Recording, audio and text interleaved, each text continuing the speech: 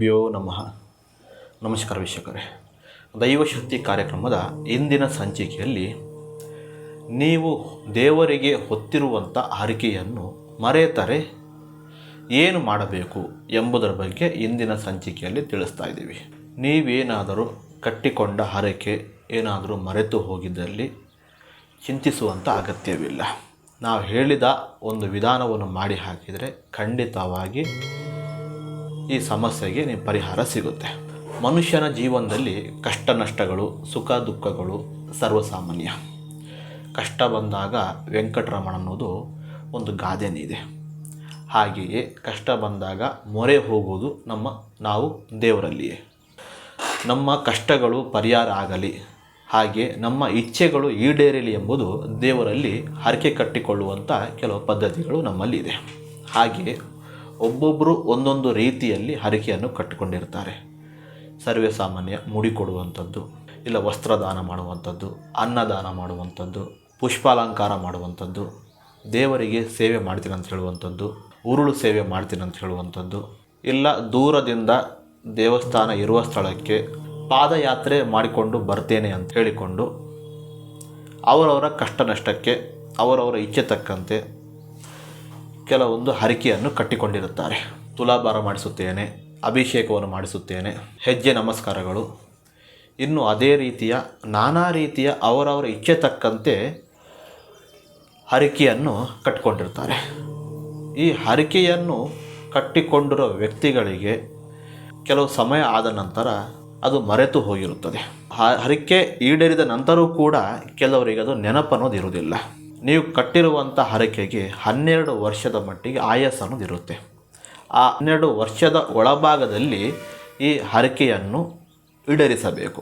ನಿಮ್ಮ ಕಾರ್ಯಗಳು ಯಶಸ್ವಿ ಆದ ನಂತರ ಕೂಡ ನೀವು ಕಟ್ಟಿರುವಂಥ ಹರಕೆ ಮರೆತು ಹೋಗಿದ್ದರೆ ಚಿಂತಿಸುವಂಥ ಅಗತ್ಯವಿಲ್ಲ.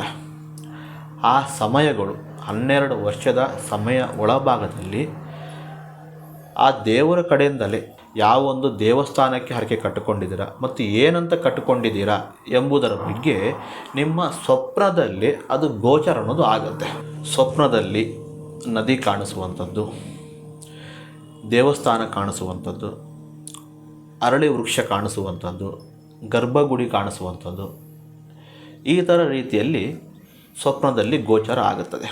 ನಿಮಗೆ ಗೋಚರ ಆದ ನಂತರ ಅದನ್ನು ನೀವು ಆ ಮೂಲ ದೇವಸ್ಥಾನಕ್ಕೆ ಆ ಹರಕೆಯನ್ನು ಕೊಟ್ಟು ನಿಮ್ಮ ಹರಕೆಯನ್ನು ಸಂಪೂರ್ಣವಾಗಿ ತೀರಿಸಿಕೊಳ್ಳಬಹುದು. ಹಾಗೆಯೇ ಇನ್ನೊಂದು ರೀತಿಯಲ್ಲಿ ಕೂಡ ನಿಮಗೆ ಸ್ವಪ್ನದಲ್ಲಿ ಯಾವುದೇ ಕಾರಣಕ್ಕೂ ಗೋಚರ ಆಗದೇ ಇದ್ದಲ್ಲಿ ಇನ್ನೊಂದು ರೂಪದಲ್ಲಿ ಕೂಡ ನಿಮಗೆ ಈ ಹರಕೆಯನ್ನು ತೀರಿಸುವಂಥ ಒಂದು ವಿಧಾನ ಇದೆ. ಅದು ಏನೆಂಬುದಂತ ಹೇಳಿದರೆ, ನೀವು ಸ್ವಯಂ ಪ್ರೇರಿತವಾಗಿ ಹತ್ತಿಯನ್ನು ತಗೊಂಡು 365 ಬತ್ತಿಯನ್ನು ಮಾಡಬೇಕು. ಬತ್ತಿಯನ್ನು ಮಾಡಿ ಒಂದು ದೊಡ್ಡ ಪ್ರಮಾಣದಲ್ಲಿ ಮಣ್ಣಿನ ದೀಪವನ್ನು ತೆಗೆದುಕೊಂಡು ಅದಕ್ಕೆ ಆ ಬತ್ತಿಯನ್ನಿಟ್ಟು ಹಾಗೆಯೇ ದೀಪ ಪೂರ್ತಿಯಾಗಿ ತುಪ್ಪವನ್ನು ಹಾಕಬೇಕು. ಇದನ್ನು ಅರಳಿ ವೃಕ್ಷದ ಕೆಳಗೆ ದೀಪ ಹಚ್ಚಿ ಬರಬೇಕು. ಈ ಥರ ಮಾಡುವುದರಿಂದ ನೀವು ಯಾವುದೇ ರೀತಿಯ ಹರಕೆಯನ್ನು ಕಟ್ಟಿಕೊಂಡಿದ್ದರೂ ಸಹ ಅಲ್ಲಿ ಈ ದೀಪ ಹಚ್ಚುವುದರಿಂದ ಈ ಹರಕೆಗಳು ಸಂಪೂರ್ಣವಾಗಿ ದೇವರಿಗೆ ಈಡೇರುತ್ತೆ. ಈ ರೀತಿ ಮಾಡಿದ್ದಲ್ಲಿ ಈ ಹರಕೆಯಿಂದ ಯಾವುದೇ ಥರ ತೊಂದರೆಗಳು ನಿಮಗೆ ಜೀವನದಲ್ಲಿ ಬರುವುದಿಲ್ಲ.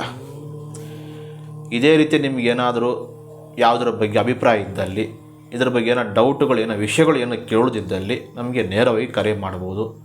ಇಲ್ಲ ಇದರ ಬೇರೆ ಯಾವುದಾದ್ರೂ ಸಮಸ್ಯೆಗಳ ಬಗ್ಗೆ ಏನೋ ಮಾಹಿತಿ ಬೇಕಿದ್ದಲ್ಲಿ ನಮಗೆ ನೇರವಾಗಿ ಕರೆ ಮಾಡ್ಬೋದು. ಧನ್ಯವಾದಗಳು.